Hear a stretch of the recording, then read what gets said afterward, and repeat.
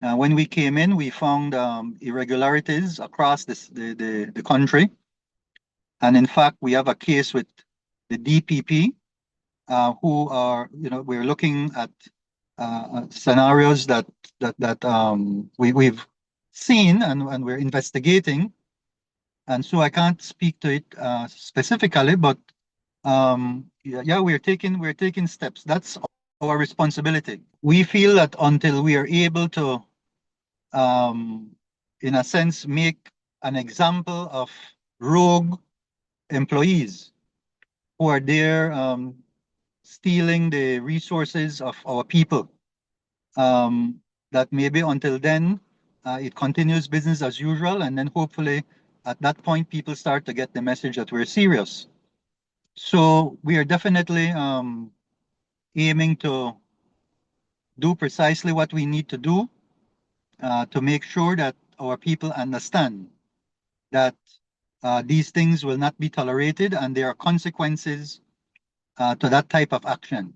What we're seeing is that there's collusion between various levels, right? So what happens is when you don't have a system in place where you have clear terms of reference for people who is responsible for what, then there's always a setting where people can point fingers and say, it wasn't me, it was that one, it was the other one. And so these are things that we need to ensure that we have very clear.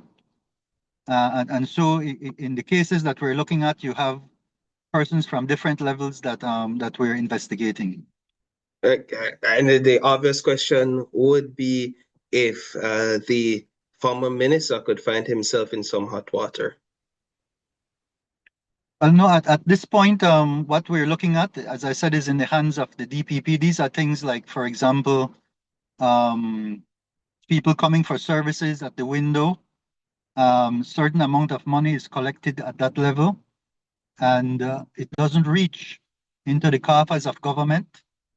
There are schemes that they use to take these monies into their own pockets. Those types of things, right?